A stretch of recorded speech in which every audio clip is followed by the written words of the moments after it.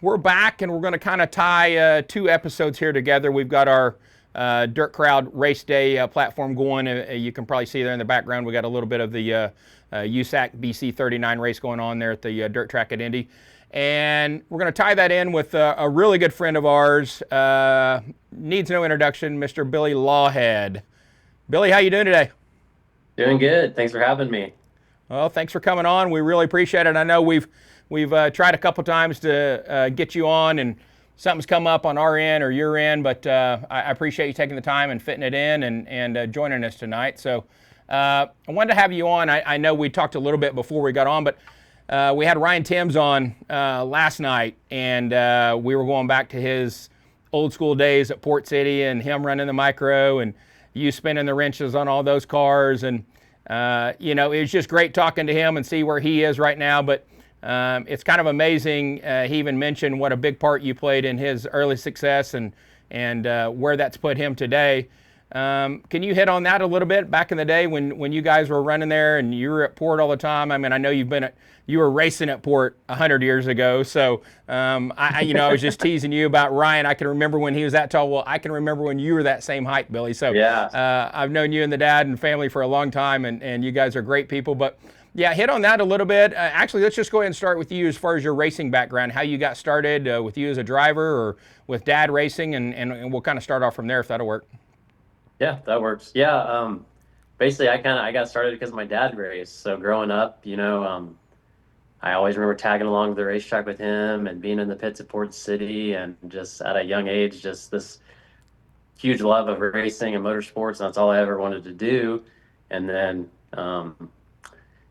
I guess my racing didn't really start as early as some, kind of due just my dad was racing. So, but once I did finally get to get behind the wheel, like 15, I got to race. I think I raced till I was like 21 or 22, so not real long, but long enough to do a lot of cool stuff that I thought I would never ever get to do. Just racing alone was awesome. Then getting to travel around when I worked for Sawyer Chassis with Scott Sawyer, getting to go race at different tracks. Then later on, getting to make a handful of Chili Bowl starts, which is like our Daytona 500 in Tulsa, Oklahoma. So Right, right. getting to do some of that was something I never really dreamt that I'd ever get to do, but very, very fortunate to get to do a lot and meet a lot of good people along the way and build a lot of relationships that kind of, funneled me into the position to be um, in the position to start what I did with Ryan and see that out through those years that I was there with him.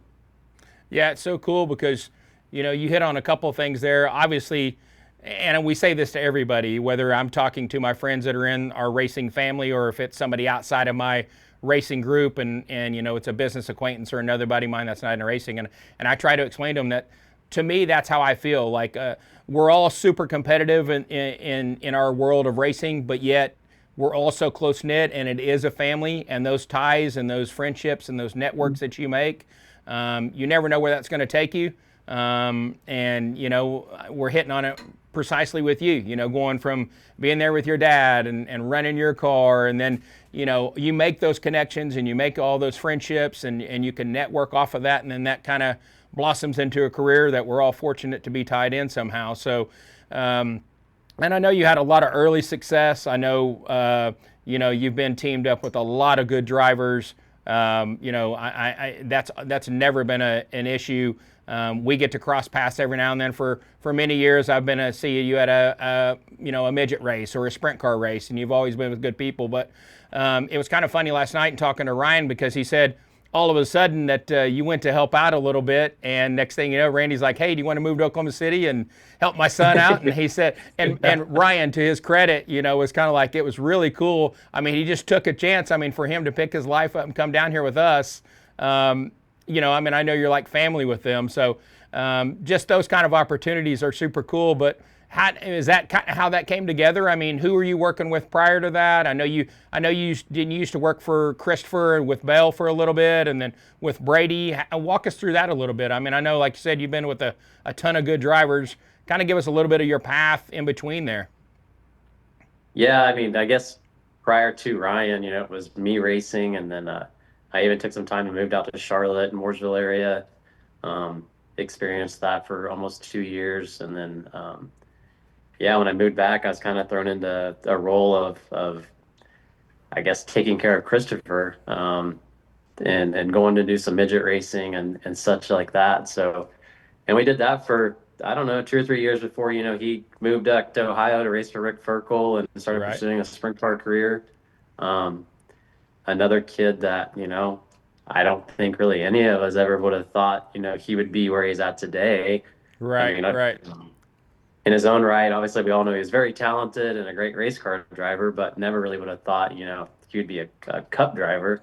Right. Um, so just to have a little small part of that, is very, very rewarding. And, a lot of fun looking back at it. It really, I kind of laugh and think, who thought I was really mature enough to be in charge of that?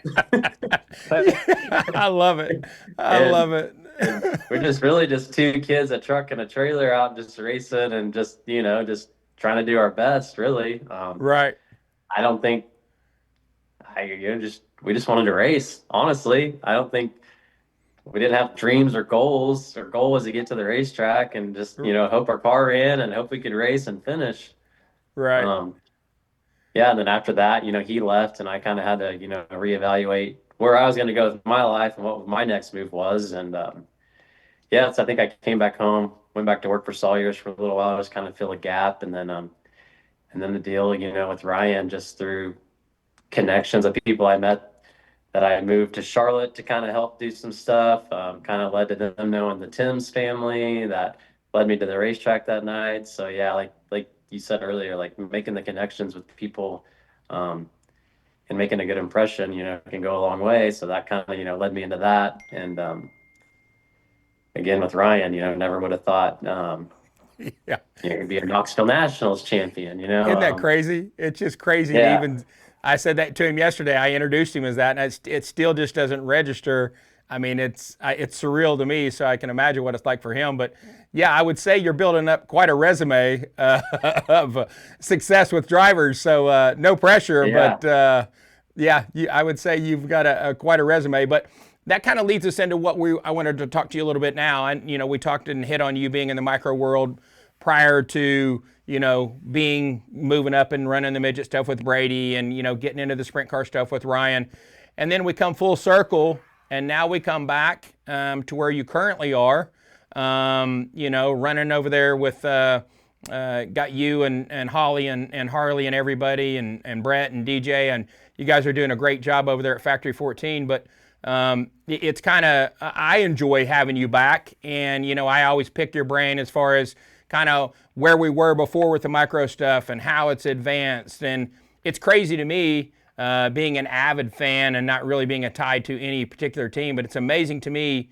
the amount of good equipment, good drivers. You hit on it a little bit earlier when you said, you didn't get to start at an early age. Well, if someone starts now at the age of 15, look at Jet Nunley, for example. He's 14. Think how many laps he's got Yeah. prior to you being able to get into car. It's crazy how young these kids Yeah. are now.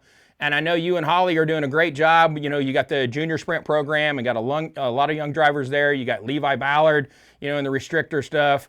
I know you guys have always got drivers coming in and out. And that kind of puts you not only in a crew chief role, but also as a driver coach. So I know you've kind of taken that on your shoulders, and you and Holly and Harley and everybody over there do a great job. I've seen it firsthand. How is that transition now for you from where you were prior to the micro stuff and to see it come back where we are now? What all's changed? Lots changed. And you kind of hit on it. Equipment wise, everybody has good stuff anymore. To where back, even when I was involved heavily, 7, 8 years ago, there was, not as much of it in the pit area. Now it's pretty much every trailer drops a door and it's, an immaculate piece and, Yep. super nice stuff and capable of winning. Um, and then you add the other element of, now you have teams like us at Factory 14 and different rental programs with, guys with knowledge that, Yep. make it even harder. I feel like before with Ryan, we were probably kind of like, um, the first, I was probably the only guy out there that was hired to work on a kid's micro sprint, Right. racing, against dads that might never have even sat in a race car before. So I feel like we kind of had an upper hand on a lot of guys in that sense, and where now you got Flood and Matt Carr and Sam Johnson and all these guys that are really handy and smart. So that kind of adds a whole other factor of competition, just raising that bar and making it even harder.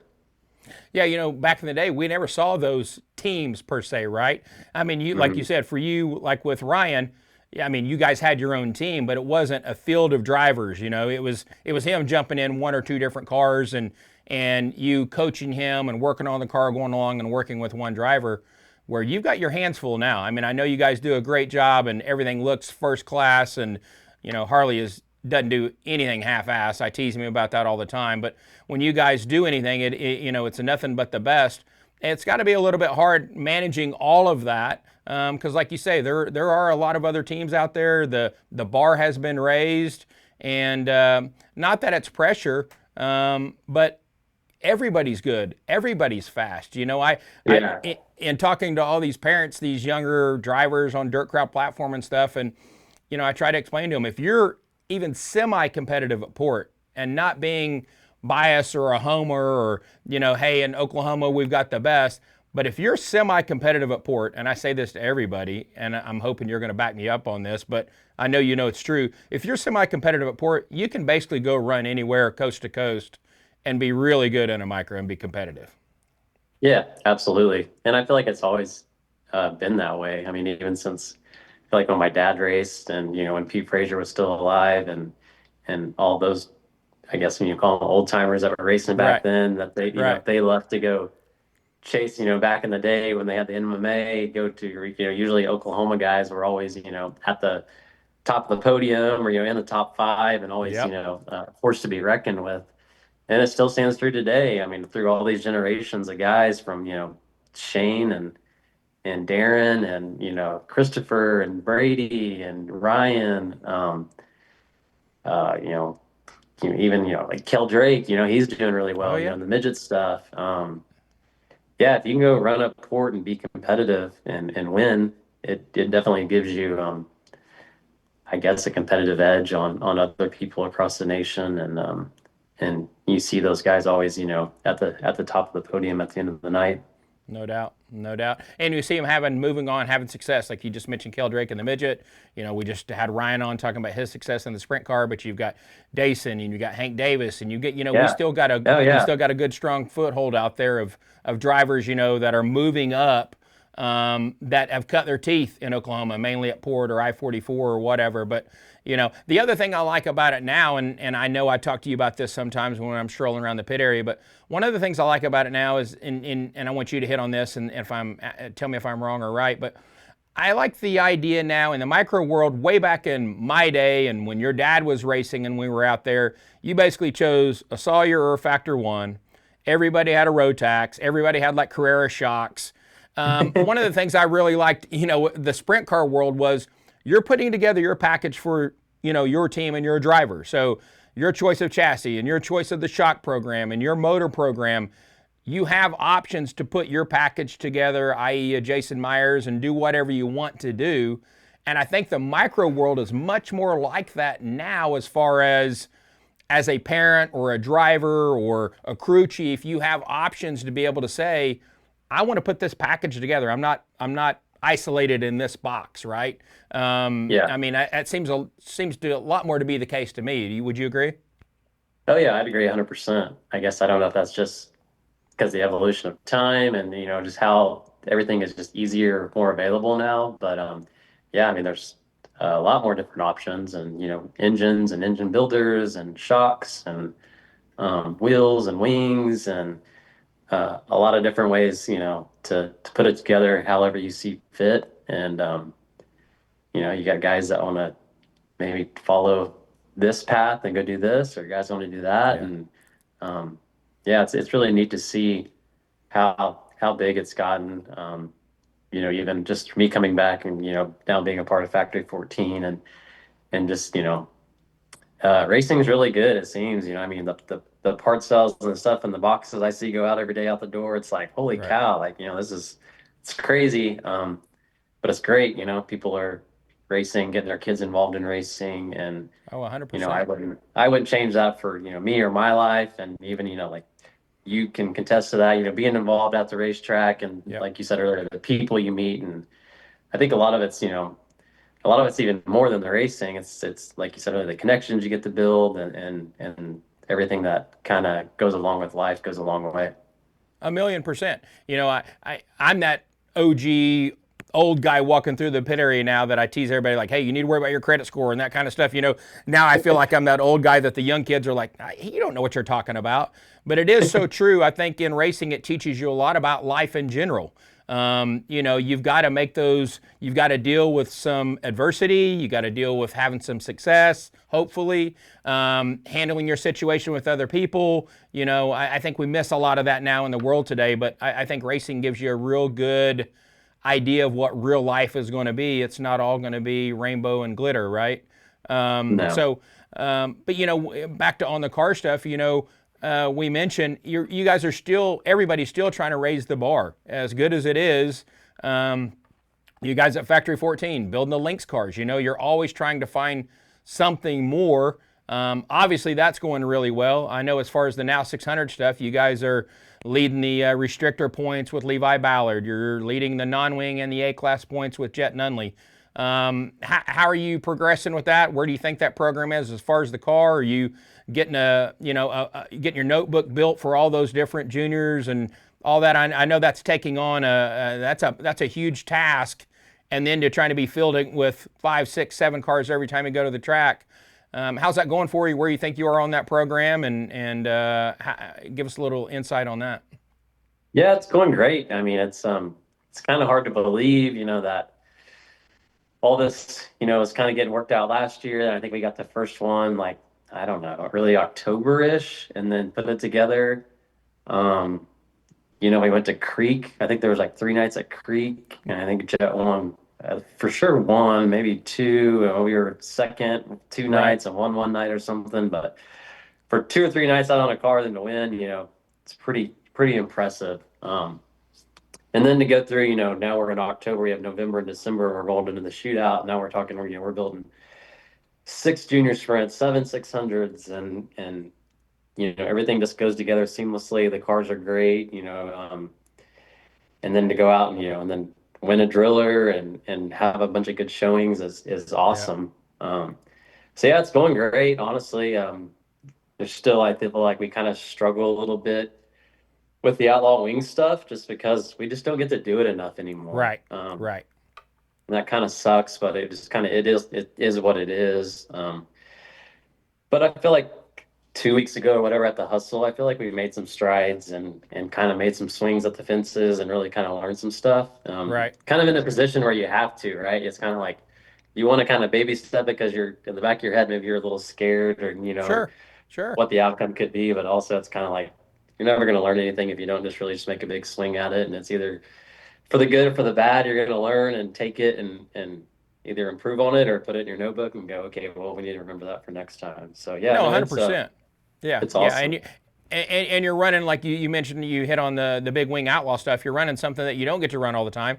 That's probably the first time you guys have rolled into a weekend with that new car, with the big wing and the big motors, and not having anything really to go off of other than the short period of time we have basically from the shootout till now. But yeah, you guys definitely need a tip of the hat when you talk about winning a driller and leading the points in 3 of the 4 classes in the Now 600 right now. I would say you guys got to be tickled pink and happy with where you are and where things are going. And I know you mentioned parts going out, but I think that's one of the things that some people don't realize, and we try to focus on here with you guys over there at Factory 14 being a partner of ours. You guys now supply parts and cars for, man, all the way down to, last time I was there, I saw some of the wedge go-karts in there. So now it's just go-karts, junior sprints, micros, midgets, sprint cars, and everything in there is nothing but the best. But I know that's got to keep you guys busy at the shop, not just on the weekends preparing cars and trying to work on them, but to come back and make sure you keep all your customers happy and satisfied. You guys are taking on a lot. Yeah, that's a whole other element I think, obviously you recognize, but I think a lot of people don't recognize. It's not just our race cars we're working on, Monday through Wednesday or Thursday, it's a lot, Holly and Brent and, do a great job, but, to be gone sometimes, we might be gone here lately once racing's got hot and heavy, 3, 4 nights a week. We're at the Right. racetrack and then come home and then trying to, get caught back up on orders and all that stuff for them is a lot. And they do a great job and probably don't get enough credit for, what they do, but they do a great job. And then to turn around, and then go race again and then come back and do it another week. And then here you are, it's Yeah. we've been racing since February. Yeah, no, it's crazy because I went out to Colcord here probably a month ago for a OCRS race, and to see how many cars have factory 14 on them, and it's amazing to see because in my world of when I'm not outside of that micro bubble, we see it everywhere, right? You see the Link stuff, and we've got the BC39 on now, and you see Link's cars on there, and it's just amazing to see how you guys have branched out and what all you provide. It blew me away when I was at Colcord, really, to see how many cars were, using parts and components and even full cars from you guys. But, for those people that haven't been there, they need to come by and visit with Holly and take a look at the shop because it reminds me of a NASCAR shop. It really does. Everything's pristine, clean, perfect. Everything's, all the labels are turning. I appreciate it because I'm an OCD person, so I really I feel comfortable in there. Right, some places you go in you Yeah. don't, but that's definitely one. But yeah, I would highly recommend anybody that hadn't been in there to come by and say hi and give you a little break on working and get a tour from you or Holly. But I love going over there. I don't have time to get over there enough either, but. So let's talk about you guys leading into this weekend. I know we hit on you guys leading points for the restrictor and then both the non-wing and the A class with Jet Nunley and Levi in the restrictor.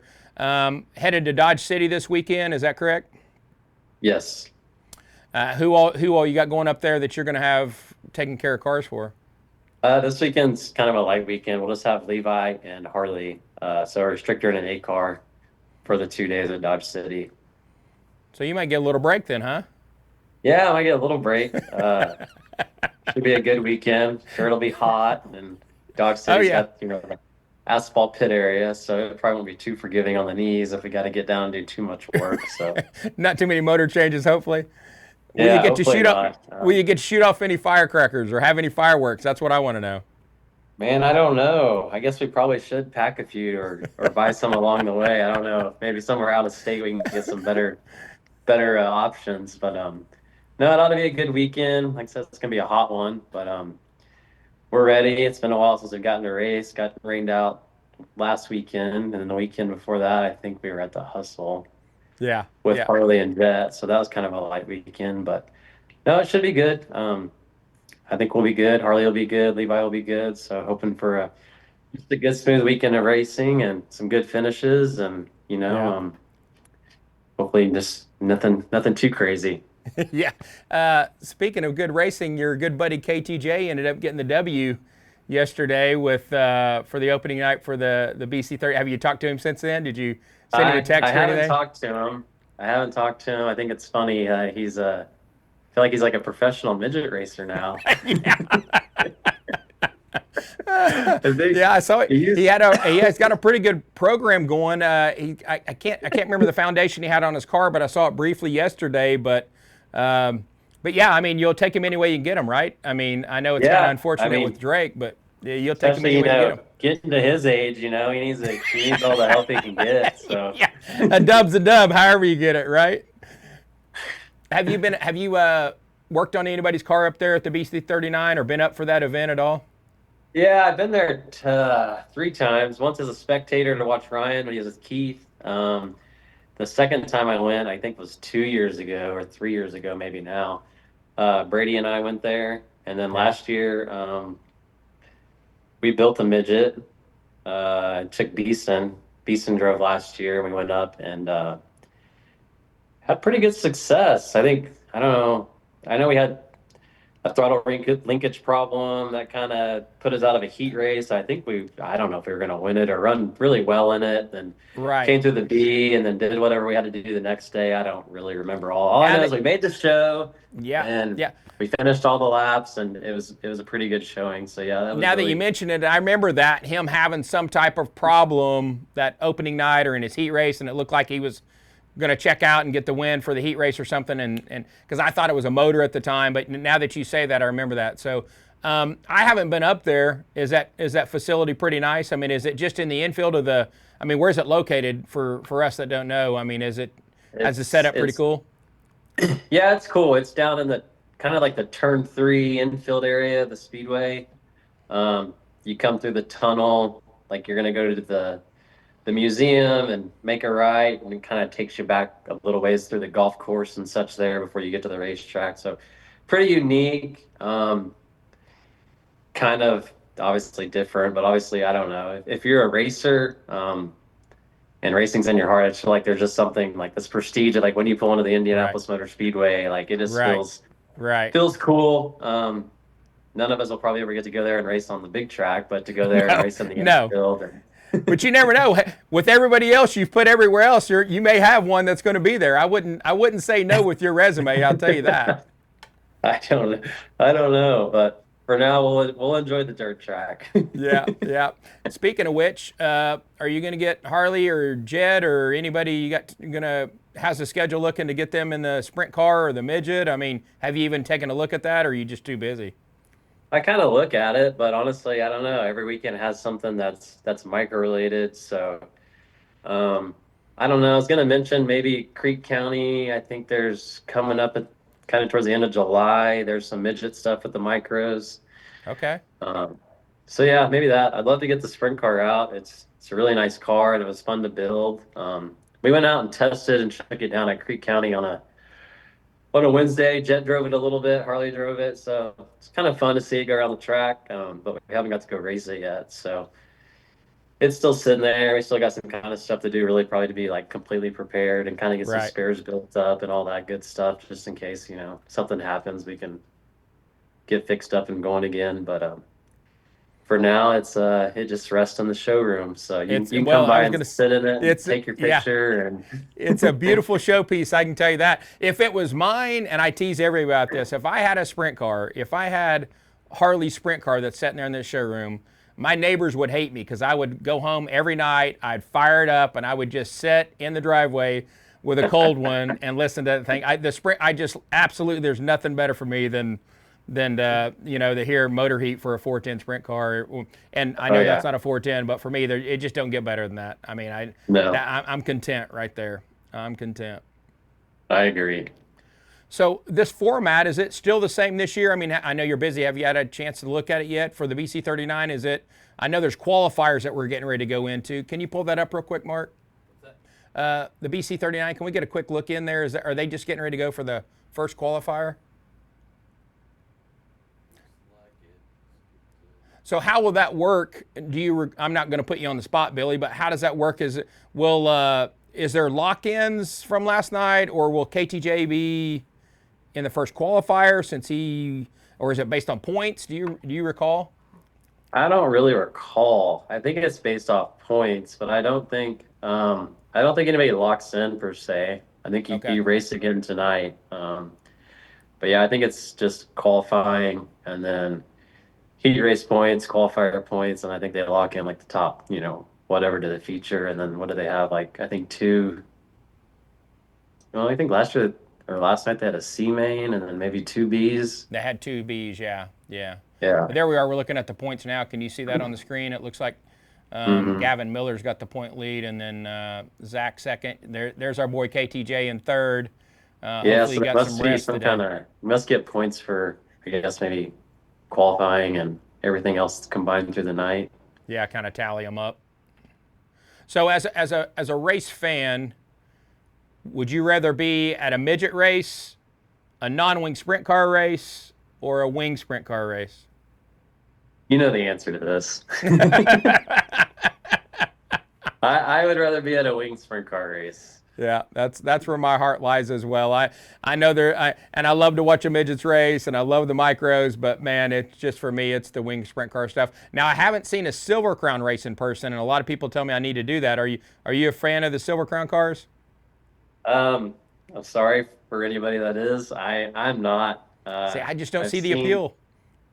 I've seen a few of them. I actually whenever I was with Brady, I spotted for him at Port Royal.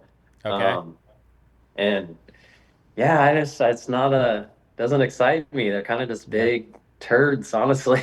See, that's how I look. It reminds me of a school bus to me. And I know the racing's good, and you know I've watched them enough on television. I like watching them at Eldora, but just for me, there's just and I love a good midget race. I love the Chili Bowl. I love the BC 39. But for me, man, and I'm a bull ring guy. Are you a bull ring guy, or are you a half mile, Port Royal, Knoxville, Eldora guy?